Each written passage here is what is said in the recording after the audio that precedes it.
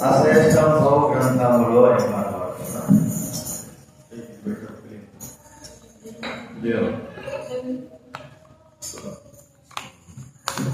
అశ్రేష్టం బహు గ్రంథం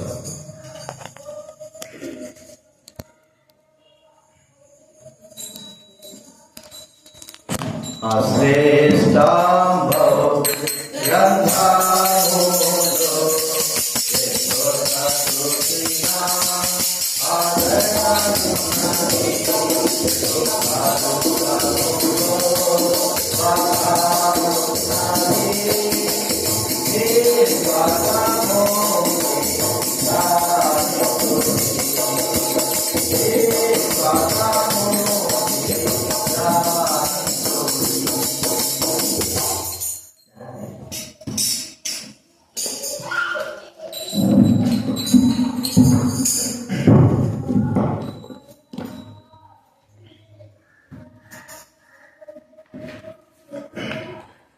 దేవుడి వాక్యంలో నుండి ప్రార్థన చేసుకున్నాం. ముందు మరి డబ్బులు పట్టిన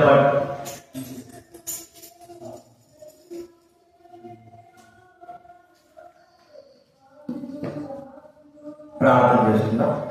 పరలోకమైన తండ్రి, యేసు క్రీస్తు నామమున మీకు కృతజ్ఞతలు చెల్లిస్తున్నాను. ఈరోజు ప్రభావ ఫిబ్రవరి మాసం మొదటి దినంలో మేము వచ్చిస్తున్నాం. మీ భాష తండ్రి, జనవరి మాసం అంతా కూడా మీ కాపుదల, మీ పరిస్థితులు మా పట్ల ఉంచారు. ఇది నా ప్రభావ, మరి మేము ఇక్కడ కూర్చొని ఆరాధించడానికి వచ్చుకుంటున్నామంటే ఇది నాన్న మా యోగ్యత, మా నీతి, మా భక్తి, మా మంచితనం కానీ కేవలం మీ కృపను బట్టి సజీవమై ఉంటున్నాము. జ్ఞాపకం చేసుకోండి, కనికరించండి.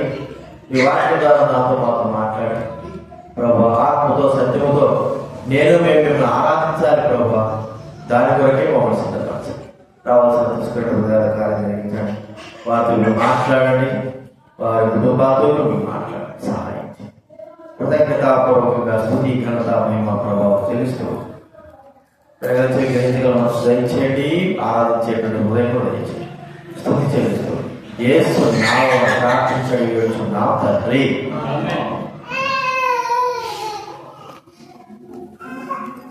దేవుని వాక్యంలో నుండి యోబు రాసిన గ్రంథము 11వ యోబు రాసిన గ్రంథం 11వ అధ్యాయము 12వ వచనం మనం చదువుతున్నాం. యోబు రాసిన గ్రంథం 11వ అధ్యాయం 425 పేజీ, కీర్తన 3 11వ అధ్యాయం అందరూ కూడా కలిసి చదువుకుందాం. అయితే అడవి గాడిద పిల్ల నరుడై పుట్టిన నాటికి బుద్ధిహీనుడు వివేకి కాదు. అలాగే జకర్యా గ్రంథం 9వ అధ్యాయం 9వ వచనం. జకర్యా గ్రంథము 9వ అధ్యాయం 9వ వచనం అందరూ చదువుకుందా. జకర్యా గ్రంథం 9వ అధ్యాయం 9వ వచనం. సియోను నివాసులారా బహుగా సంతోషించుడి, యెరూషలేము నివాసులారా ఉల్లాసంగా ఉండి, నీ రాజు నీతిపరుడును రక్షణ గలవాడునై దీనుడనై గాడిద పిల్లనికి ఎందుకు వచ్చుచున్నాడు. అలాగే మత్తయి రాసిన సువార్త 21వ అధ్యాయం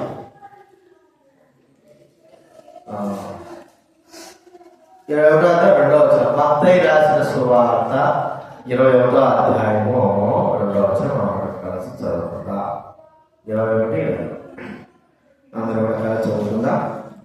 ఎవడైనాను మీతో 21 ఎవడైనా మీతో ఏమైనా అనినలా అవి ప్రభువునకు కావలసి ఉన్నవని చెప్పగలను. వెంటనే అతడు వాటిని తోలిపెట్టునని చెప్పి వారిని పంపెను. ఇక్కడ 3 చదువుకున్నా. 3 మనకి ఏం కనబడుతుంది చెప్పండి? గాడిద. గాడిద అనేది మరి లోకంలో ఎన్నో జంతువులు ఉన్నాయి. కానీ దేవుడు గాడిద విషయమై ఏర్పాటు చేస్తున్నట్లుగా గాడిదను తన యొక్క మరి దైవ గ్రంథంలో గాడిద పేరు రాయించినట్లుగా గాడిద నుంచి మరి ఇక ఏమంటారు ప్రవచనాలు బయటకు వచ్చాం కాదు ఆ చేరేస్తూ గాడి ప్రవచనాలనే మనము చూస్తాం. ప్రవచించాడు. ఇక్కడ వాక్యం రాయడం మాట ఏంటంటే అడవి గాడిద పిల్ల నరుడే పుడతాడా కదండి. అడవి గాడిద పిల్ల నరుడే పుడుతుందా? పుట్టదు. సరే, మనుషుడు గాడిద నరుడుగా పుట్టకపోయినప్పటికీ అయితే మనుషుడు గాడిదలాగా ప్రవర్తించేటువంటి స్వభావం ఉంది. గాడిదగా పుట్టడు, కానీ స్వభావం గాడిద యొక్క స్వభావం చూస్తా ఉన్నాం. కాబట్టి మనం చూస్తా ఉంటే గాడిదను, అడవి గాడిదను దేవుడు ఇక్కడ మరి వ్రాయించి పెట్టాడు. ఈ గాడిదని ఒక దినాన దేవుడికి అవసరమై ఉన్నది. ప్రవచన ప్రకారంగా దేవుడు ప్రవచించినటువంటి ప్రకారంగా ఆయన ఉద్దేశాలు ఉన్న ప్రకారంగా దేవుడు ఆ గాడిదను మరి ఏర్పరచుకున్నాడు. సమయం వచ్చింది, ఆ గాడిద పైన తాను సృష్టించినటువంటి ఆ గాడిద పైన ప్రభువైన యేసుక్రీస్తు వారు రాజుగా, యూదుల రాజుగా జయముతో విజయోత్సాహంతో ఊరేగించినట్టుగా మనకి ఇక్కడ కనబడతారు. అయితే ఈ గాడిదకు ఉన్నటువంటి విలువ మనకేమైనా ఉందా? లోకంలో మరి మనుషుల ఎదుట ఒక జంతువుకు, ఒక పక్షుడికి ఉన్నంత విలువ మనుషులు సాటి మనుషులకు ఇవ్వడం లేదు అని మనం చూస్తూ ఉంటున్నాం. గల కారణం ఏమిటి? అసహించుకునే గాడిదలు కూడా ఇంటి బయట కట్టబడబడి వాటిని వాడుకునేవారుగా, వాటితో పనులు చేయించుకునేవారుగా, వాటితో మరి కలిసి ఉండేవారుగా ఉంటున్నారు. అయితే మనుష్య రూపంలో జన్మించిన మానవుడితో చాలా వరకు కూడా ప్రజలు దూరంగా ఉండడానికి, వాళ్ళతో కలిసి ఉండడానికి ఇష్టపడతారు. మనకంటే ఇక్కడ ఇరుగు వాళ్ళు మాట్లాడతారంటే ఒక అనుభవం ఉంది. భారత దేశాల్లో, అమెరికా దేశాల్లో, అన్న దేశాల్లో పోతే ఇల్లు ఎవరో పక్కన అపార్ట్మెంట్లో ఉన్నా సరే, అపార్ట్మెంట్ పక్కన ఉన్నా సరే, లేదా ఇల్లు దగ్గర ఉన్నా సరే, ఎవరికి వారు మాట్లాడుకోరు, ఎవరికి వారు ఇళ్లలో ఉంటారు, ఎవరు కూడా బయట అంటే మాట్లాడడానికి ఆ మనుషులతో సహవాసం. బయటికి పోతే రోడ్డు నడుచుకుంటూ పోయినా కూడా ఏదో ఫ్రెండ్స్ అయితే దగ్గర వాళ్ళైతే నడుచుకుంటూ వెళ్తా ఉంటారు. లేకపోతే ఎవరితో వార్తలు ఎవరికి వాళ్ళే వెళ్ళిపోతారు. మాట్లాడడానికి కూడా అంత మాత్రమే కాదు, జపాన్లో, చైనాలో మనం చూస్తాడు. రైళ్లలో పోతే ఒక్కడు కూడా ఒకరితో మాట్లాడు. వాడి ఫోన్ ఏందో, వాడేందో, వాడు స్టేజ్ చూస్తే దిగడము అంతే. అంటే మనుషులతో మాట్లాడడానికి, సహవాసం చేయడానికి, మనుషులతో పాటు ఉండడానికి ఇష్టపడడం లేదు అని మనం చూస్తున్నాం. మరి జంతువులతో చూస్తే జంతువులతో సహవాసం చేస్తున్నారు, జంతువులతో నిల్చుంటున్నారు, జంతువులతో మరి వాళ్ళ కుటుంబంలో ఒక సభ్యుడిగా చేర్చుకుంటారు. ప్రియమైన వాళ్ళ అలాంటి యొక్క అంతకంటేనో ఎక్కువగా గాడులను ఇళ్లలో పెంచుకోరు కదండి. ఇళ్లలో పెంచుకోరు. గాడులు ఎక్కువ ఇళ్లలో బయట పెంచుతారు. కుక్కలు పెంచుకుంటారు, పిల్లలు పెంచుకుంటారు, పక్షులు పెంచుకుంటారు, ఇంకా పాములు పెంచుకుంటారు. అయితే గాడిదలు ఇళ్లలో పెంచుకోరు. ఇళ్లలో అంటే ఇంట్లోనికి రాని, ఇంటి బయటనే ఉండాల్సిన గాడిద. ఒకవేళ సొంతదైనా కొనుక్కున్న ఎంతైనా సరే ఇంటి బయట ఉండాలి. అలాంటి యొక్క గాడిద పైన ప్రభువుకు కావాల్సి వచ్చిన ఒక దినాన ప్రభువు ఆ గాడిద పైన ఎక్కాడు. ఒకవేళ మనం అడిగితే గాడిద మరి ప్రభువే పైన ఎక్కాడు, నువ్వు ఎంత తండ్రురాలు. గాడిద అంటది, నా తండ్రికి ఏమైంది, నా స్థితి చూస్తే ఎలాంటి దౌర్భాగ్య స్థితో. అయితే ఇలాంటి దౌర్భాగ్య స్థితి నన్ను ప్రభు ఏర్పరచుకోవడము, నేను కావాలనుకోవడము, నా పైన ఎక్కడము అనేది ఎంత భిన్నతగా. అందుకే బైబిల్లో ఇశ్రాయేలు భాగ్యం ఎంత గొప్పది అనే మాట. కాబట్టి మనము ఆ గాడిద వలె, గాడిద మనకు చెప్పే మాట, నా జీవితంలో నేను ఎలాంటి దాన్నో మరి గాడిద కొన్ని విషయాలు మనం చూస్తే అలాంటి గాడిద పైన ప్రభు కూర్చున్నాడు. మరి మనం ఎలాంటి వారిని గాడితో పోల్చుకుంటే అంతకు మించిన వారు మనం చూసుకోవాలి. మొట్టమొదటిగా గాడిద చూస్తే అది ఒక జంతువు కదండి, జంతువు. మరి ఈ జంతువు కానీ, పురుగు కానీ దేవుడు మనుషులను జంతువులతో పోల్చేవాడుగా చూస్తున్నాడు. అలా ఇందులో మనుషుడు జ్ఞానం లేని ప్రతివాడు పశు ప్రాయుడు. చూడండి ఆ మాట సామెతల గ్రంథంలో, సామెతల గ్రంథం 12వ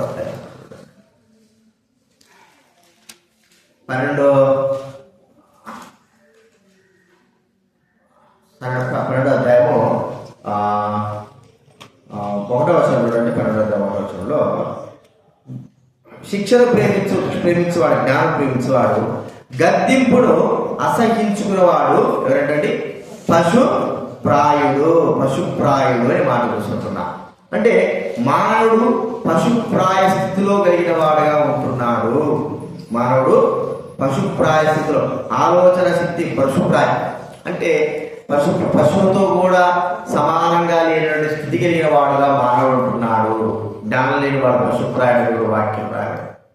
ప్రియమైన వారు కదా, ఒక మనం చూస్తే నెబుకద్నెజరు మనం చూసినామనుకో, దేవుడు ఏం చేశాడు? నెబుకద్నెజరుని ఒక పశువుగా మార్చేశాడు. మనిషే పశువు యొక్క లక్షణాలలో వచ్చేసాయి. పశువు యొక్క లక్షణాలు వచ్చేసి ఏం కావాలి మీకు? పైకి ముందు కూర్చో, ఏరా నువ్వే ముందు కూర్చో, ముందుకు పో, నువ్వు కూడా వెనక్కి కూర్చోరా, పో ఎందుకు పో, వెనక్కి చూడకూడదు, నువ్వు ముందు దొరుకు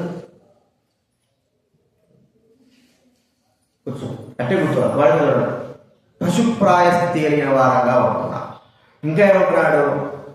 పురుగులతో దేవుడు మనుషులు చూస్తున్నాడుగా చూడండి.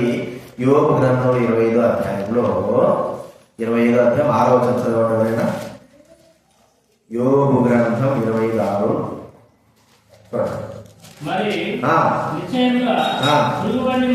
పురుగు వంటి మనుష్యుడు, పురుగు వంటి నరుడు. ఇంకా కీర్తన గ్రంథం 22వ అధ్యాయంలో 6వ వచనం చూడండి. 22వ అధ్యాయం 6వ వచనంలో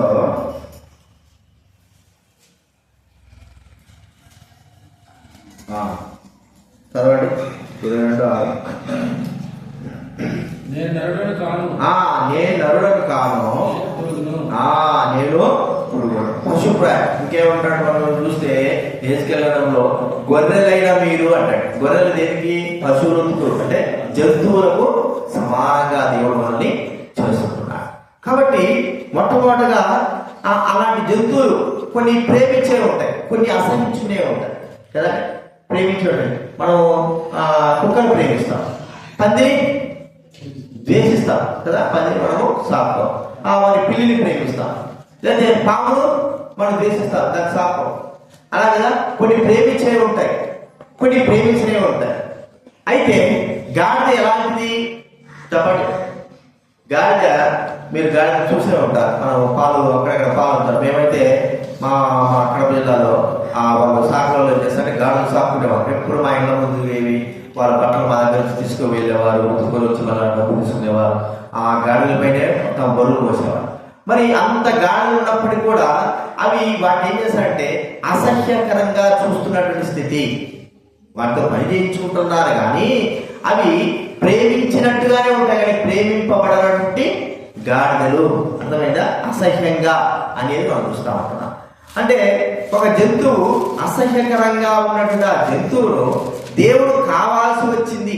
దేవుడికి కావాల్సి, అసహ్యకరమైన జంతువుకు ఏం కావాల్సి వచ్చింది చెప్పండి? దేవుడు కావాల్సి వచ్చింది, దేవుడికి కావాల్సి వచ్చింది. ప్రజలందరూ కూడా అసహించుకుంటే మరి ఎందుకు గుర్రం, ఆ గాడిద ఎందుకు కావాలా? ఏం గుర్రం లేవని చెప్పచ్చు కదా. గుర్రం తీసుకురావడానికి ఆ దినాల్లో వారి యొక్క రాజరికం యొక్క పద్ధతి ఎలా ఉండేదంటే, కంచరగాడిల పైన రాజుని ఊరేగించేవారు. కంచరగాడి, దావీదు మహారాజు, సొలొమోను మహారాజు దేనిపైన ఊరేగించారు చెప్పండి? కంచరగాడి. అంటే వాడు ఏర్పరచుకున్నారు. మరి ఎందుకు కంచరగాడిని ఏర్పరచుకున్నారో తెలియదు, కానీ గుర్రాలు శ్రేష్టమైతే ఉండొచ్చు. అదే గుర్రాలు శ్రేష్టమైతే కావాలి, కానీ కంచరగాడిదలు గాడిదలను ఏర్పట్టుకొని వాటిపైన, ఆ శ్రేష్టమైన వాటిపైన మరి గాడిద రాజుని ఊరేగించేవారు. అయితే ప్రభువు మనుషులు అసహించుకునేటువంటి ఆ గాడిద చెప్పే మాట ఏంటంటే, మనుషుల చేత నేను అసహింపబడుతున్నాను కానీ దేవుడి చేత నేను ప్రేమింపబడే వ్యక్తిని కదండి. మనుషుల చేత మానవుడు అనేకమైన వారు అసహించుకుంటారు, అసహ్యపడతా ఉంటారు. అయితే మనుషులు అసహించుకున్నంత మాత్రాన దేవుడు అసహించుకుంటాడా? ఎందుకు దేవుడు గాడిదను కూడా ప్రేమిస్తున్నాడంటే, గాడిద కూడా దేవుడి సృష్టి, దేవుడి చేత చేయబడినటువంటిది, సృష్టింపబడుతుంది, కలగజేయబడింది. ఒకవేళ మానవుడు దేవుడి దృష్టిలో మానవుడు కొద్ది కొత్త గొప్ప స్థానంలో ఉండొచ్చు, కానీ అదే గాడిద మరి దేవుడు సృష్టింపబడింది, దాని దేవుడి దృష్టిలో కూడా ఆ గాడిద ఒక విలువైందిగానే మనం చూస్తాం. అంటే మనసులో అసహించుకునేటువంటి స్థితి కలిగినది గాడిద అని మనం చూస్తాం. అయితే దేవుడు ప్రేమించినాడు. మనసులో అసహించుకున్నంత మాత్రాన దేవుడు ప్రేమించకుండా ఉంటాడా? మన కుటుంబంలో మన పిల్లలైన వారు కొంత అంగవైకల్యంగా పుట్టిండొచ్చు, లేదా బాగా పుట్టించు, కడులాగా పుట్టించు, మాటలాగా పుట్టిండొచ్చు. లోకంలోనే వారు అసహించుకుంటా ఉంటారు, ఎగతాలు చేస్తూ ఉంటారు. వాళ్ళు ఎగతాలు చేసినంత మాత్రాన, వాళ్ళు అసహించుకున్నంత మాత్రాన మన పిల్లలైన వారిని మనం అసహించుకుంటామా, ఎగతాలు చేసుకుంటామా? అసహించుకో. ఎందుకు? వారు మన పిల్లలు, వాళ్ళు సృష్టింపబడిన వారు, మనకు పుట్టిన వారు కాబట్టి. మనమందరం కూడా దేవుని చేత మరి జన్మింపడినాం. గాడిద కూడా అసహ్యంగా ప్రజల చేత మరి అసహ్యంగా ఉన్నటువంటి ఆ గాడిద దేవుని చేత ప్రేమింపబడింది. ఇది మనం గుర్తించుకోవాలి. ప్రజలు అసహించుకునేటువంటి పశువు దేవుని చేత ప్రేమింపబడి దేవుని దగ్గరికి రాబడింది. ఆ పశువు లాంటి వారమే మనం ఎప్పుడైతే ఆ పశువుతో మనం ఐక్యం చేసుకుంటామో, ఏకత్వం ఐక్యంగా దాని స్థితిలోకి వెళ్తామో, అప్పుడు మన స్థితి ఏమిటో మనం గుర్తుకొస్తుంది. మనము ఎలాంటి వారు? అసహించుకునేవారు, లోకంలో జ్ఞానం లేని వారు, లోకంలో తెలివి లేని వారు, లోకంలో మా పరువు ప్రతిష్ట లేని వారు, లోకంలో మరి కష్టపడేవారు, లోకంలో అందరూ అసహించుకునేవారు. అయితే అందరినీ ప్రేమించిన ఆ ప్రభు ప్రేమిన వారు కదా, మనల్ని కూడా ప్రేమించిన. మరి లోకంలో గొప్ప గొప్ప వారిని ప్రేమించిన ఆ ప్రభు మనల్ని కూడా ప్రేమించాడు. పిల్లల్లో ఎక్కువగా ఖరీదైనటువంటి గుర్రాలు ఉంటాయి, ఖరీదైనటువంటి కుక్కలు ఉంటాయి, ఖరీదైనటువంటి పక్షులు ఉంటాయి కదండి. వాటికి ఖరీదు గాడిద అనేది అంత ఖరీదు ఉంటుందా? చెప్పండి, గాడిద ఉంటుంది. సో దాని పరిస్థితిని బట్టి అది ఏదో సంతానం కొరకు, లేదా పాల కొరకు, లేదా దాన్ని ఏదో ఉపయోగించుకోవడానికి కొనుక్కుంటారు అంతే. దాన్ని మేపేది అక్కడ వదిలిపెట్టేది అదే పోయి తిరుగుకునే వాళ్ళ వచ్చేస్తారంటారు. అంత మాత్రాన ఖరీదైన కుక్కలు, ఖరీదైనటువంటి పక్షులు ఇళ్లలో లోపలికి వెళ్ళి అవి వారి పరుపుల మీద కానీ, వారి బెడ్షీట్ల మీద కానీ, వారి మీద పడుకునేటువంటి ఆ యొక్క చదువు కలిగి ఉంటాయి ఈ యొక్క జంతువులు ఖరీదైనది. అయితే ఈ గాడిద ఎంత కొన్నా కూడా అది ఇంటి బయట ఉండవలసింది. దాని స్వభావము, దాని స్థితి కలిగింది మనం చూస్తాం. ఆ ఇంటి బయట అసహించుకునేదిగా చూస్తున్నాం. అయితే ప్రభు అలాంటి దాన్ని ప్రేమించి దాన్ని పిలుచుకోమని చెప్పి దానిపైన కూర్చొని ఊరేగినాడు. ఆయన ఎంత గొప్ప విషయం ప్రేమిన వారు. అలాంటి వారమైన అసహింపబడేటువంటి మన స్థితి కలిగిన వారిని దేవుడు ఏర్పాటు చేసుకున్నాడు. ఆ ఏర్పాటు లోకంలో జ్ఞానముని కాదు, లోకంలో తెలివి కలిగిన వారం కాదు, లోకంలో ధనం కలిగిన వారం కాదు, లోకంలో అసహింపబడే వారి వారమైన మనల్ని దేవుడు ఏర్పాటు చేసుకున్నాడు అని మనం చూస్తాం. ఇది మనం చూడాల్సిన. అందుకే లోకంలో చాలా మంది ఆ తక్కువ కులాలని అసహించుకునేవారు. అయితే యేసు ప్రభు వారు మాత్రమే అందరినీ ఒకే రీతిలో ప్రేమించినటువంటి వ్యక్తి ఒక్కడే. యేసు ప్రభు ఒక్కడే అందరినీ ఏకరీతిగా ప్రేమించాడు. ఇది మనం చూడాల్సినటువంటి మొట్టమొదటి. అంటే జంతువులతో, పురుగులతో అసహించుకునేటువంటి స్థాయి కలిగినటువంటి ఆ జంతువు గాడిద దేవుడి దగ్గరికి వెళ్ళింది, ప్రభువును స్తుతించే స్థాయిలోకి వచ్చింది. ప్రభు తనపై కూర్చున్నాడు. ఒకవేళ తన గొంతుతో ప్రభువు కూడా స్తుతించి ఉండొచ్చు. అందరూ జయమని ఏమంటా ఉంటే ఈ గాడిద కూడా ప్రభువుని ఏం చేసి ఉండొచ్చు?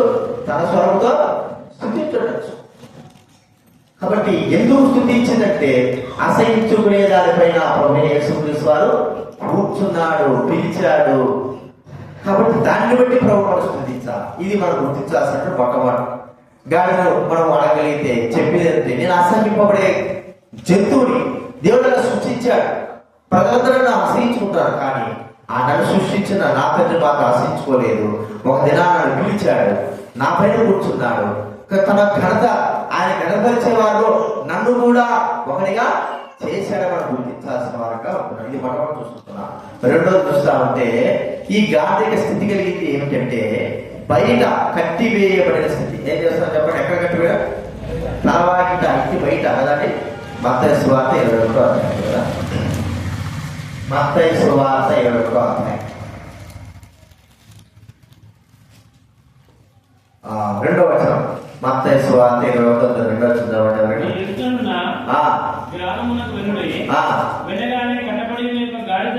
గాడిదయు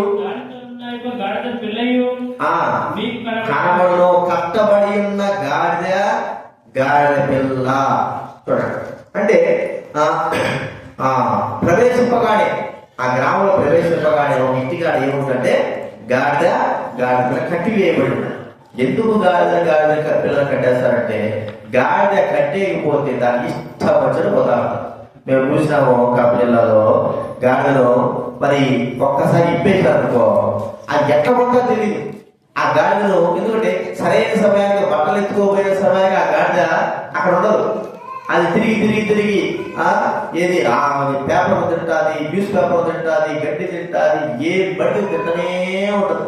ఎక్కడెక్కడ తిరుగుతుందో మళ్ళీ దానికోసం వెతకాలి, దానికోసం వెతుక్కుంటూ వెళ్ళాలి. కాబట్టి ఏం చేస్తున్నారంటే గాడిద ఎక్కడికి వెళ్ళకోకుండా దాన్ని ఏం చేస్తున్నారు, కట్టి వేసేసి ఇంటికాడ పెట్టుకున్నారు. ఈ కట్టి వేయడం అనేది మనం ఆలోచిస్తే బంధకాలు కదండి. చాలా మంది ఇప్పుడు పక్షుల ప్రేమికులు, జంతువుల ప్రేమికులు వీళ్ళందరూ ఏమంటే స్వేచ్ఛ ఉండాలా, వీటికి స్వేచ్ఛ ఉండాలి, అంత అవి మనలాగా తిరగాల, గాడులు కట్టేసిన, గుర్రాలు కట్టేసిన, అదే కొన్ని ఏదైనా బాధ పెట్టినా ఆ యొక్క జంతు ప్రేమికులు ఏం చేస్తారంటే కోర్టు వేయడం, పోలీసులు కేసు పెట్టడం ఏంటి చేస్తా ఉంటారు. ఏంటి వాటిని కూడా బాధ పెట్టకూడదు అన్నట్టుగా. అయితే కట్టబడింది, గాడిద కట్టబడింది. కారణం ఏమిటి, ఎందుకు కట్టబడింది? యజమానుడు కట్టి వేసేసినాడు, ఎక్కడికి పోకోకుండా దాన్ని కట్టి. ఇంకోటి మీరు చూసినారు లేదో, గాడిని వదిలిపెట్టినట్టుగా కాకుండా రెండు కాలంలో కట్టేస్తారు కదా, రెండు కాలం బంధాలు కట్టారు. ఆ కాలికి ఈ కాలికి బంధం వేసేస్తారు. అంటే గాడిద పరిగెత్తిన పోయిందనుకో దానికి ఇష్టం వచ్చి తిరుగుతాం, బంధింపబడడం. అందుకే ప్రభు మనం చూస్తే లోకంలో మనం కూడా బంధింపబడ్డా మనం చూస్తున్నాం. అది ఒక పాశము.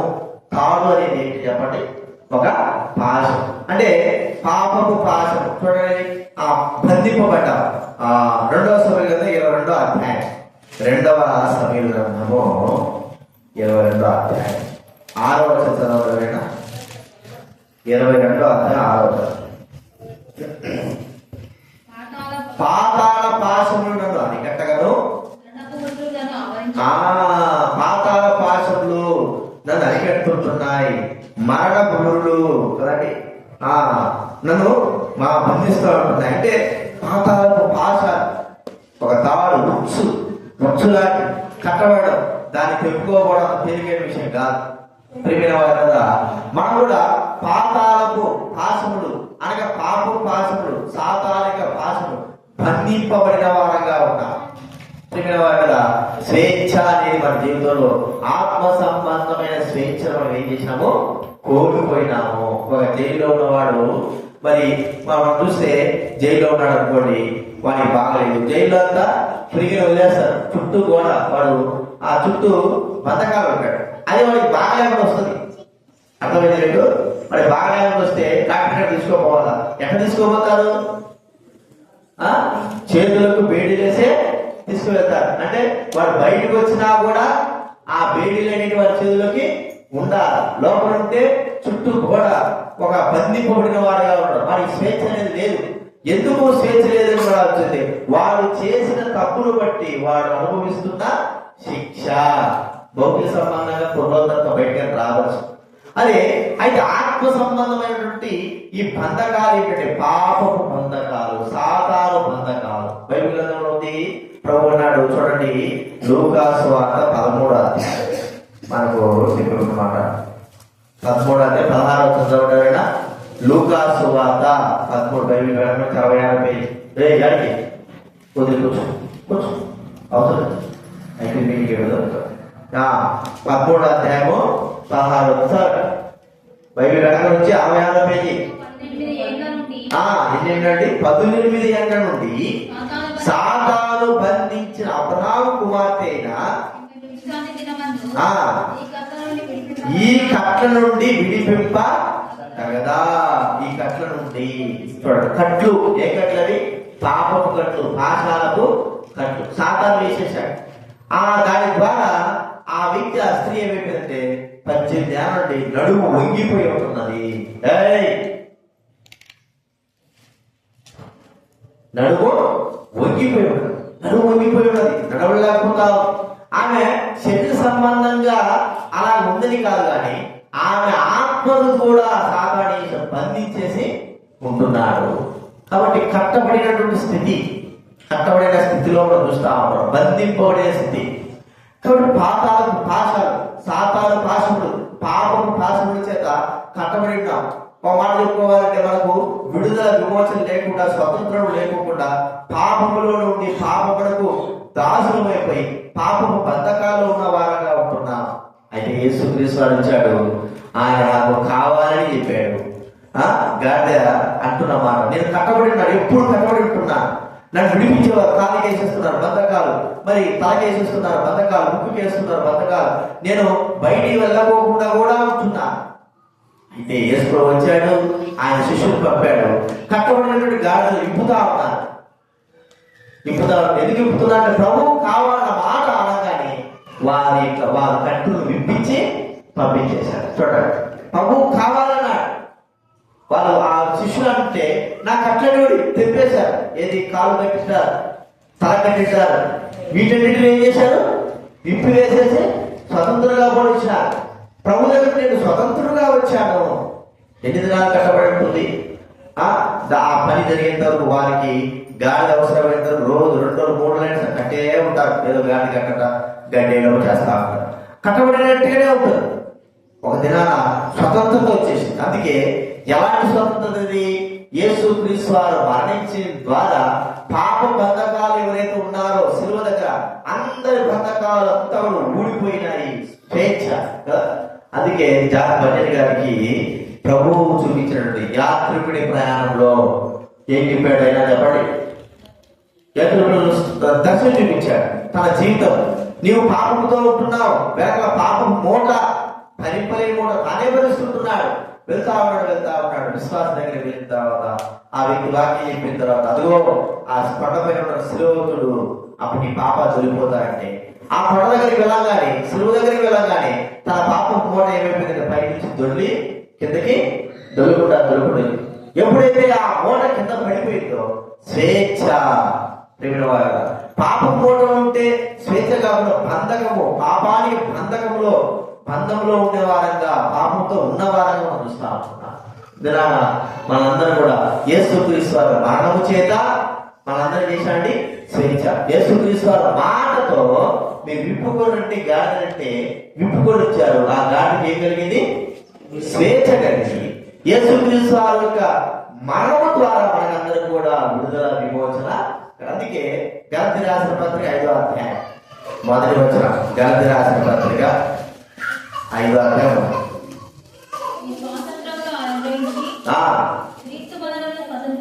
క్రీస్తు మనల్ని స్వతంత్రులుగా చేసి ఉన్నాడు. క్రీస్తు ఏం చేశాడంటే మనం స్వతంత్రులుగా చేయడం మనం చూస్తా ఉంటున్నాం. కాబట్టి స్వతంత్రులుగా ఉండడానికి పిలువబడ్డారు. అందుకే బయట పాపం చేయ ప్రతివాడు పాపానికి ఏమంటున్నాడండి? దాసుడు. పాపం చేసేవాడు పాపానికి దాసుడు. మరి మా దాసుతో మనల్ని ఎలా విడిపించాలంటే తన ప్రాణం అర్పించి, రక్తమును కాల్చి, తన సిలువను మోసి మన కొరకే తన ప్రాణాన్ని అనుగ్రహించిన వాడుగా మనం చూస్తా ఉంటున్నాం. ప్రాణాన్ని అనుగ్రహించాడు. కాబట్టి ప్రియమైన వాళ్ళగా గుర్తించుకుందాం. మనకు స్వతంత్రత, ఎలాంటి స్వతంత్రత? దైవికమైన స్వతంత్రత. మన పాప భాషల నుండి, మన యొక్క సాతానిక బంధకాల నుండి, అన్నిటి నుండి మనల్ని ప్రభువైన దేవుడు విడిపించిన వాడిగా మనం చూస్తా ఉంటున్నాం. విడిపించాడు తన ప్రాణం ద్వారా.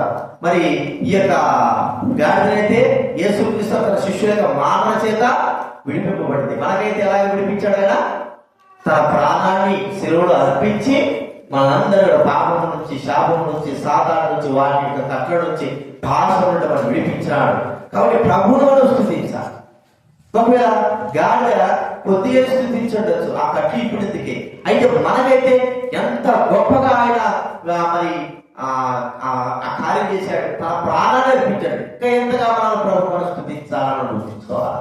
ఇది రెండవ మనం చూసుకుంటున్నాం. మూడవదిగా గాడిద స్థితి ఏమిటి అని అంటే, గాడిద బరువులు మోసేది కదా అండి. బరువులు మోసేది. ఏ బరువులు మోస్తుంది గాడిద? చెప్పండి. గాడిద మాసిపోయిన బట్టలన్నీ కూడా మోసేది. మాసిపోయిన బట్టలు మోస్తుంది, మళ్ళా ఉతికిన బట్టలు కూడా మోస్తుంది. అయ్యే కాదు, కట్టెలు కానీ ఇంకా ఏమేమో ఇవన్నీ కూడా ఆ విధంగా గాడిద పైన. మనకు తెలుసు ఆది కాలంలో 2వ అధ్యాయంలో మరి గాడిద ఆ యొక్క గాడిద పైన ఏం చేశారు? అబ్రహాము కట్టెలను తీసుకొచ్చిన తర్వాత ఆ ఇస్సాకు పైన పెట్టాడు కదా, మనకు బాగా తెలుసు.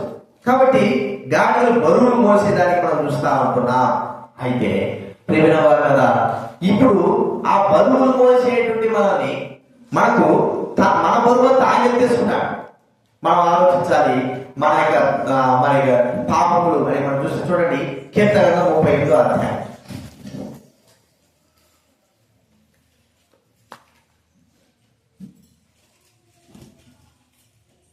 38వ అధ్యాయం 4వ వచనం. కీర్తన గ్రంథం 38వ అధ్యాయం 4వ వచనం. కీర్తన గ్రంథం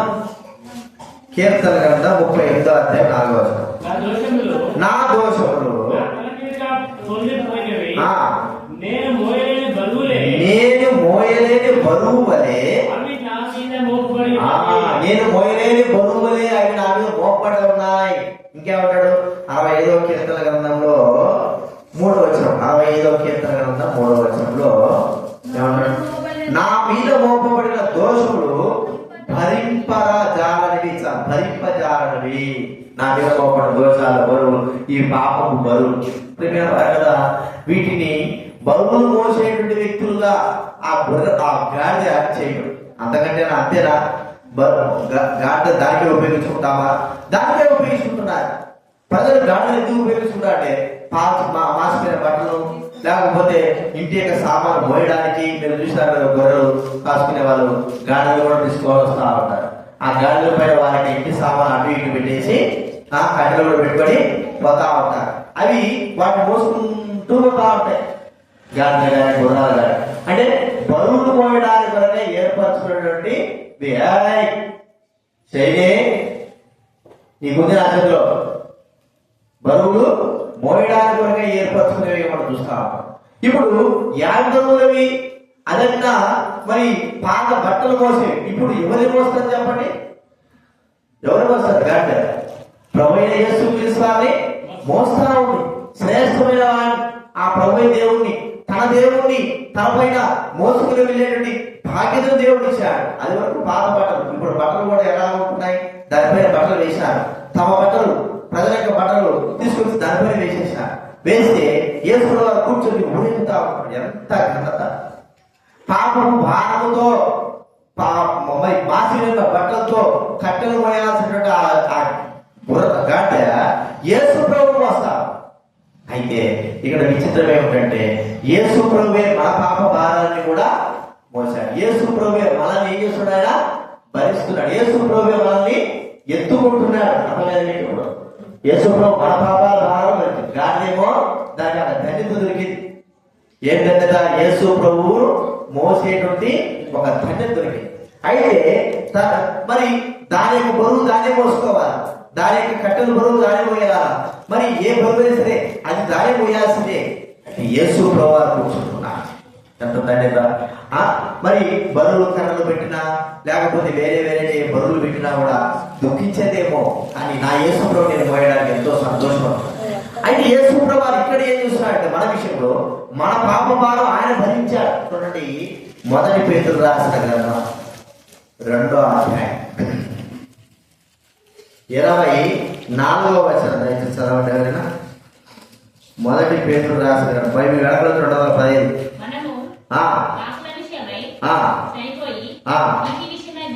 జీవించినట్లు ఆయన తానే తన శరీరమందు మన పాపములు ఎక్కడ పోసినట్టండి? ప్రాణం మీద. ఏ ఆట పాపాలు కట్టెల కన్నా బరువు ఉంటుంది, అంతవరకే. తర్వాత మొయ్యలేదు కదండి. కట్టెల బరువు అంతవరకు ఉంటారు, తర్వాత మొయ్యలేదు. మరి ఏదైనా వేరే వస్తువులు బరువులు పెట్టినానుకో, గుడ్డల బరువులు అవి మోయగలిగితే పెడతాయి, తర్వాత మొయ్యలు ఎక్కువ పోయలేదు. అయితే మన పాప భారాలు మరి తలకు మించిన పాప భారాలు, ఆకాశానికంటే పాప భారాలు, ఎంతో బరువైన పాప భారాలు. 1, 2, 1000, 100 ఒకదా ఇద్దరుదా కదండి. ఒకవేళ ఒక గాడిద ఒక 5 కుటుంబాల యొక్క జతల బట్టలు మోయగలదు. అంతేనా? 5 కుటుంబాల జతలు బట్టలు కూడా, లేదా 10 వేసుకోండి, 10 కుటుంబాల జతలు బట్టలు. అంతకంటే ఎక్కువ మోస్తుందా? మోయలేదు. మరి ఆ గాడిదే కట్టెల బరువు ఒక 20 కిలోలు లేదా 30 కిలోలు అటువైపు ఇటువైపు మోయగలరు. అంతకని ఎక్కువ వస్తుందా? మోయలేదు. కానీ యేసు ప్రభువారు మన పాపాలను ఎంత మోసాడు చెప్పండి? ఆకాశాన్ని అంటే పాపాలు ఒకటే అంట, వేలు వేల పాపాలు ఒకటే అందరిది. నా పాప భారం మోయలేదు చెప్పడానికి వీళ్ళు అందరినీ మోసాడు, ప్రతి ఒక్కరిని మోసాడు. ఇంకెంత భారం ఉండాలి, ఎంత భారం మోసాడు చూడండి. ఆ ప్రభువుని ఇంత భారం మోసిన ఆ ప్రభువు మనం సృష్టించలేకపోతాం. గాడిదైతే ప్రభు మరి గుడ్డలు ఆయన మోసినాను, కట్టెలు మోసినాను, అయితే నిన్ను కూడా మోసిన బాధ్యత నాకు ఇచ్చినావు. ప్రేమిన వారుడా సర్వ ప్రభు అన్నాడు, ఆకాశం నా సింహాసనం, భూమి నా పాదం పెట్టు. ఇంత గొప్పవాడు ఆయన మనుషులెత్తిగా వస్తే ఆయనను మరి మోసేటట్టు బాధ్యత ఆ గాడిద పొందింది. అయితే మనం ఎలాంటి బాధ్యత కలిగిందంటే మన పాపాలే ప్రభువే భరించి ఆయన మోసినాడుగా మనం ఇక్కడ చూస్తా ఉంటున్నా. కాబట్టి పాపపు భారాలు బైబిల్ గ్రంథంలో ఉంది. నీ పాప భారం మీరు లేవికాండం 22వ అధ్యాయం 9వ చదవండి. లేవికాండం 22వ అధ్యాయం 9వ వచనం. లేవికాండం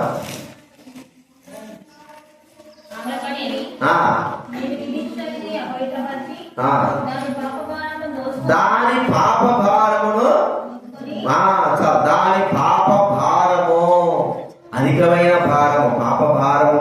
అది ఎంత భారం అంటే చెప్పలేనంత పాప భారం. కాబట్టి ప్రేమ వల్ల ఈ పాప భారం మనం మోసుకోవాలి. మన వల్ల అవుతుందా ఇంత పాప భారం? మనకు కొద్దిగే పోయకపోతున్నాం. అయితే యేసుక్రీస్తు వారు మన పాప భారం అంతా మోడుసాడు. ఆ పాపాలకు వచ్చేటువంటి శిక్ష ద్వారా వచ్చేటువంటి ఆ దెబ్బలన్నింటి కూడా ఆయనే భరించాడు. పాప భారం భరించడం అర్థం ఏమిటి? ఏదో పాపాన్ని తన మీద వేసుకోవడమే కాదు, పాపానికి వచ్చే శిక్ష కూడా ఆయనే భరించాడు. తన శరీరం పైన తన శరీరం పైన ఊహించుకున్నాడు. కొరడా దెబ్బలు, పిడిగుద్దులు, ఇవన్నీ కూడా పాప భారానికి వచ్చే శిక్ష. భారం భారమే, శిక్ష శిక్షే, రెండు కలిపి యేసుక్రీస్తు వారు భరించుకున్నాడు. కాబట్టి ఇంకెంతగా మనం స్తుతించాలి. ఒక గాడిద చెప్పే మాట ఏంటంటే, సర్వలోక సృష్టికర్త నేను మోస్తున్నాను, ఇంతకంటే బాధ్యత లేదు, నేను నా భారం మోసుకోకుండా యేసుక్రీస్తు వారు ఆయన కూర్చున్నాను అక్కడ. ఆయన కృతజ్ఞత ప్రభువు స్తుతిస్తా ఉంది. అయితే అంతకంటే ధన్యత ఏంటంటే మన పాప భారాన్ని కూడా భరించి మన పాపాలకు వచ్చే శిక్ష కూడా ఆయన వహించుకున్నాడంటే ఇంకెంతగా ప్రభువు మనం స్తుతించాలి. కాబట్టి ప్రభువు మనం స్తుతించేయండి.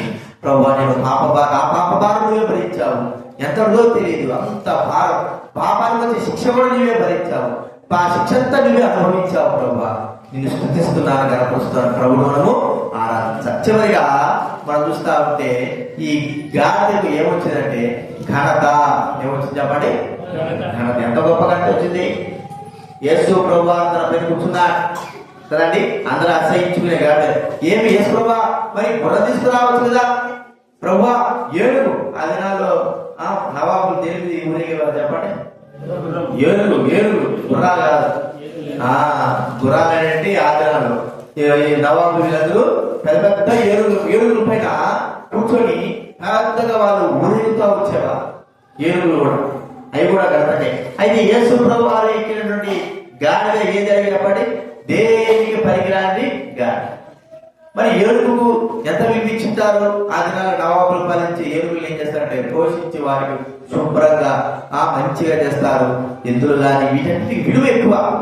ఎద్దులు, గుర్రాలు, ఎవరైనా ఎక్కే రాళ్ళు ఎక్కే గుర్రాలు ఎవరిని ఎక్కలేరు వాటిని పోషిస్తారు, మంచిగా చూసుకుంటారు, అలా చేస్తారు. మరి గాడిద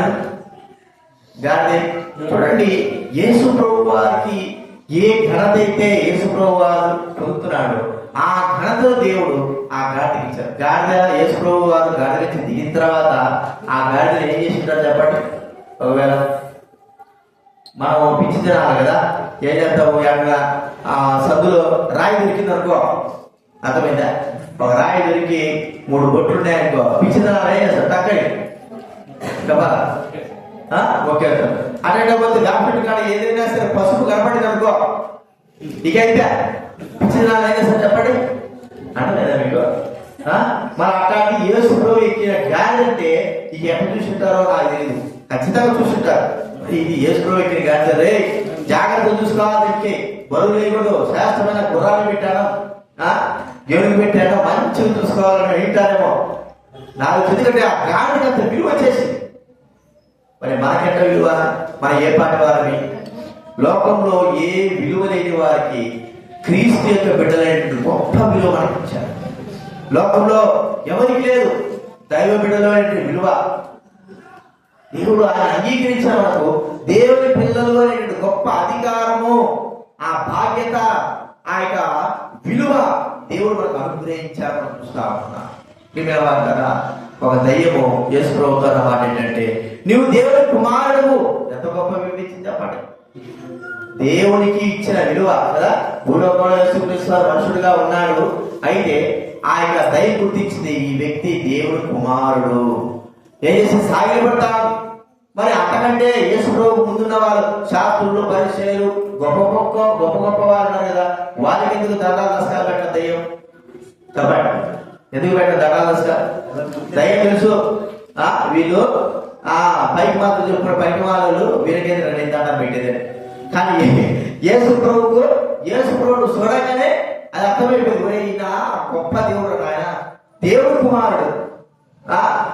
మోకాలు ఇవ్వకపోతే, నమస్కారం పెట్టకపోతే నా పని అయిపోయినట్టే కదండి. ఎంత ఘనత సాగిలపడతా ఉంది, వేడుకుంటా ఉంది, బతిమలాడుతా ఉంది దయ్యం మనుషులో ఉండి. మరి అంత ఘనత, మరి ఆయన కుమారుడమైన మనకు ఇంకెంత ఘనత చెప్పండి. చూడండి, బైబిల్ గ్రంథంలో కాకుండా ఫారెన్ లో బిల్లీ గ్రహం గారికి ఎంత గొప్ప ఘనత అంటే, మరి ప్రతి ప్రధానమంత్రి నియమింపబడినప్పుడల్లా బిల్లీ గ్రహం గారు వచ్చి మరి ఆయన వాక్యం చెప్పాలి. అర్థమైందా? ఇప్పుడు మనకు పేరెంట్ గ్రౌండ్లలో అక్కడ పెద్ద ప్రధానమంత్రి నియమింపబడి ముఖ్యమంత్రి ప్రమాణాలు చేస్తాం. అది ఒక గొప్ప ఘనత, ప్రమాణాలు చేసేది. ఆ ఘనతలో మనం వారికి ప్రమాణం చేయించేటట్టుగా మనంగా విన్నామనుకో, అర్థమైందా? మనకి ఎంత ఎదిగిపోయినట్టో కదండి. వారికే మనం ప్రమాణం చేపిస్తాం. ఒక గొప్ప ఘనత. మరి బిల్లీ గ్రహం గారికి దేవుడు ఇచ్చిన ఘనత ఏమిటంటే, ప్రధానమంత్రులు ఎవరు నిలబడినా అమెరికాలో ఈయన వచ్చి ప్రార్థన చేయాలి. ప్రార్థన చేస్తేనే కానీ ఆ వ్యక్తి ప్రధానమంత్రిగా ప్రమాణ స్వీకారము. అంత గొప్ప ఘనత లోకంలో ఎవరికైనా ఉందా? బిల్లీ గ్రహం గారి సామాన్యమైన వ్యక్తి, కానీ దేవుడు తనకి ఇచ్చిన ఘనత చెప్పండి ఎంతో గొప్ప. మన చూడు కేపాల్ గురించి, ఆయన గురించి ముందు నుంచే ఉంది, ఆయనకి ఘనత ఉంది. ఆయన చేతులలో తప్పని శాస్త్రం చేస్తున్నాం. మనం కూడా పోయినాడు పార్లమెంట్కి పోయి, అమెరికా పార్లమెంట్ లో పోయి ఏ చేస్తుంటాడు, యుద్ధాల ఆపాలని నేనేం చేయొద్దని అక్కడ వెళ్ళి మాట్లాడొచ్చాడు కదా. అయితే మనం అతను ఇక్కడ ఏం చూస్తుంటున్నాము, ఒక లెక్క చూస్తున్నాం. ఇక్కడ బొమ్మ చెప్పి ఇక్కడ నుంచి ప్రధానమంత్రి కాబట్టి పెద్ద రాజకీయ నాయకుడు ఆ అమెరికా పార్లమెంట్కి పోయి స్పీచ్ ఇచ్చేంత ఉంటుందా వీళ్ళకి? చెప్పండి, అర్థమైందా మీకు? అమెరికా పార్లమెంట్ లో పోయి మనం స్పీచ్ ఇచ్చేంత ఉందా ఇక్కడ ఉన్న రాజకీయ నాయకుడికి? కానీ సామాన్య వ్యక్తి ఎట్లా జరిగింది, ఆ కేపాల్ కానీ ఆ బిల్లీ గ్రహం గారు కానీ గొప్ప వాళ్ళు కానీ ఎలాగంటే ఘనతగా కలుగుతూ వచ్చారు? సామాన్యమైన వ్యక్తులే కదా. ఎంత ఘనత చెప్పండి, ఎలాగొచ్చింది? కేవలము యేసుక్రీస్తు ద్వారానే వచ్చింది. ఆయన చనిపోయి మనకందరికి గొప్ప ఘనత, కుమారుడు అనేటువంటి గొప్ప ఘనత, దేవుడి బిడ్డలని గొప్ప ఘనత, దేవుడికి చెందిన వారు, దేవుడి సంబంధం గొప్ప ఘనత మనకు అనుగ్రహించాడు. ఇది ఎవరు కూడా తీసేసేదానికి లేదు. మనం కూడా గర్వంగా చెప్పుకోవచ్చు, నేను యేసు ప్రభు బిడ్డని, దేవుడి బిడ్డని. ఇంతకంటే గొప్ప ఘనంగా ఘనత మనకి ఎవరు కూడా ఇవ్వలేదు. లోకంలో ఎంతమంది అయినా ఉండని గొప్ప వారి యొక్క కుమార్తె అనిపించుకునే దానికంటే దేవుడి బిడ్డలము, దేవుడి కుమారుడు అనిపించుకునే గొప్ప ఘనత మనకు చాలా ప్రాముఖ్యమైన. ఆ స్థితిలోకి దేవుడు ఏం చేసిన మనల్ని తీసుకొచ్చాడు. గాడిద ఎక్కడ ఉండాల్సిన స్థితిని, ఇంటి బయట కట్టబడి బరువులు మోసుకుంటూ అసహించుకునేటువంటి స్థితిలో ఉన్నాడు గాడిద. యేసు ప్రభు దగ్గర రాగానే, యేసు ప్రభు కూర్చోగానే దానికి కూడా ఘనత కదండి. యేసు ప్రభుని ఎంత ఘనపరుస్తున్నారో దానికి కూడా ఘనత. అంటే దాన్ని ఘనపరచలేదు కానీ ఆ ఘనతకు అది పాత్రుది కాదు. యేసు ప్రభుని స్థుతిస్తారంటే యేసు ప్రభు యేసు ప్రభుని చూస్తారా? చెప్పండి, యేసు ప్రభు మోసిన గాడిద కూడా చూస్తా ఉంటాడు. బా ఏముందిరా ఈ గాడిద, సరే అప్పటి వరకు అసహించుకునే గాడిద ఇప్పుడు ఏంద్రా యేసు ప్రభు కూర్చోగానే రూపురేఖలు మారిపోయినాయి, ఎట్లా బాగుంది, ఏం ఇచ్చైపోయింది, యేసు ప్రభు మోస్తుందిరా. ఘనతకు కారణం చేయబడింది. మనం కూడా ఘనతకు ఏ ఘనతకు మనం పొందిన ఘనత ఏమి చెప్పండి? ఏ ఘనత మనం పొందిన ఘనత? దేవుడి బిడ్డలము అనేటువంటి గొప్ప, దీనికి మించిన ఘనత లేదు. దేవుడి పిల్లలము అనే ఘనత, ఈ ఘనతను దేవుడు మాట్లాడు. ఈ నాగత విషయం మొట్టమొదటి ఏం చూస్తూ వచ్చాము? గాడిద తన గురించి తాను చెప్పుకునే విషయం ఏంటంటే, అది ఒక జంతువు కదండి. జంతువు అయినా కూడా దేవుడికి కావలసి వచ్చింది. అసహించుకునే జంతువు, మామూలు కాదు. ఏదో గుర్రము ఎద్దు ఇవి కాదు, అసహించుకునే జంతువు. అది కూడా దేవుడు కావాల్సి వచ్చింది. ప్రభువు స్థుతిస్తారు, అందరూ ఆశ్రయించుకుంటాడు. నన్ను కావాలంటాడేది, నువ్వే కావాలి. ప్రభువుకు ఆ గాడిద ప్రభువు స్థుతించాడుగా. రెండోది ఏం చూస్తుంటున్నా చెప్పండి? కట్టబడిన గాడిద ఎప్పుడు చూసినా కాళ్ళకు తలకి ముక్కుతాడు కట్టబడి ఉండాల్సిందే. బయటికి ఎప్పుడో ఇప్పినా కూడా అది బయట పరిగెత్తాలని కాళ్ళకు కట్టేస్తారు, కట్టేసే తీసుకోవాలి. కట్టబడి ఉన్నది గాడిద వింపబడింది. పాతాల పాశముల చేత, సాతాల చేత, పాపము చేత పట్టబడి బానిసలుగా కట్టబడిన మనల్ని యేసుక్రీస్తు రక్తం చేత మనల్ని స్వతంత్రులుగా చేసి ఉంటున్నారు. మూడోది ఏం చూస్తుంది చెప్పండి? బరువు వచ్చింది. అంటే దాని బరువు తరగొస్తుంది. యేసుక్రీస్తు బరువు కూడా పోయడానికి అది ధన్యతగా చేయబడింది. ఎక్కువగా గాడిద పైన కూడా ఉంటారు. అందుకే లూకాసు 10 చూస్తా ఉంటే ఒక సమయుడు గాడి మీద వచ్చాడు. ఎట్లాగా గాడి మీద వచ్చిన సమయుడు మరి ఒక వ్యక్తి పడిపోయి ఉంటే ఆ వ్యక్తిని గాడి మీద పడుకోబెట్టి తీసుకువెళ్ళాడు కదా. మనుషులు మోసేది కూడా. అయితే ఎలాంటి యొక్క భారం పోసింది? అది యేసు ప్రభువానే మోసింది. ఎంత గొప్ప కడతాడు యేసు ప్రభువానే మోసింది. కాబట్టి అది మనం గుర్తించుకోవాలి. నాలుగోది ఏం చూసుకుంటున్నాను చెప్పండి? మన పాప భారాలు అయితే దాంట్లో మన పాప భారాలు అనేది యేసు ప్రభు వచ్చింది. యేసు ప్రభు అయితే మన పాప భారాలను, మన పాపాలకు వచ్చే శిక్ష ఆయన భరించినాడు మనం చూసుకుంటాం. నాలుగోది ఏం చూసుకుంటా? ఘనత. దానికి ఇదివరకు లేని ఘనత, గుర్రానికి లేదా ఘనత, రాజునికి దిగిన ఘనత, ఏనుగులు లేదా ఘనత, మరి గొప్ప గొప్ప కుక్కలకు లేదా ఘనత గాడికి అనుగ్రహించాడు. ఎంత గొప్ప విషయం అండి. నాకు ఇంత గొప్ప ఘనత ఇచ్చినందుకు గాడిను ఒకవేళ ఈ భూ ప్రపంచం అయిపోయేంత వరకు కూడా ఆ గాడి గురించి చెప్పుకుంటూనే ఉంటాం, ఆ గాడి గురించి చెప్పుకుంటూనే ఉంటాం కదా. ఎందుకు అంత గొప్ప ఘనత ఇచ్చాడు గాడి? మన విషయంలో మనకి ఎంత ఘనత ఇచ్చాడు? దేవుని పిల్లలు ఎలాంటి వారు? మన సంతానం కానీ, మన జీవితం కానీ, కొంతమంది సంతానం, కొంతమంది జీవితాలు పాపంతో ఉండొచ్చు, పాపంతో జన్మించి ఉండొచ్చు. వారు పాపం స్థితి తల్లిదండ్రులైన వారు కుటుంబంలో ఉండొచ్చు. కానీ వారు ప్రభుని అంగీకరించిన తర్వాత, యేసుక్రీస్తు వారికి బిడ్డలైన తర్వాత వారికి వచ్చే ఘనత ఏంటంటే దేవుని పిల్లలు. ఏంటండి? దేవుని ఇంకా విశ్వాసులు, దేవుని చెందిన వారు, క్రీస్తు వారు. ఇంత గొప్ప ఘనత ఇవ్వకుండా ఈ లోకంలో ఎవరికి లేదు. ప్రపంచంలో అంతటికీ ఒకే ఘనత దేవుని పిల్లలు.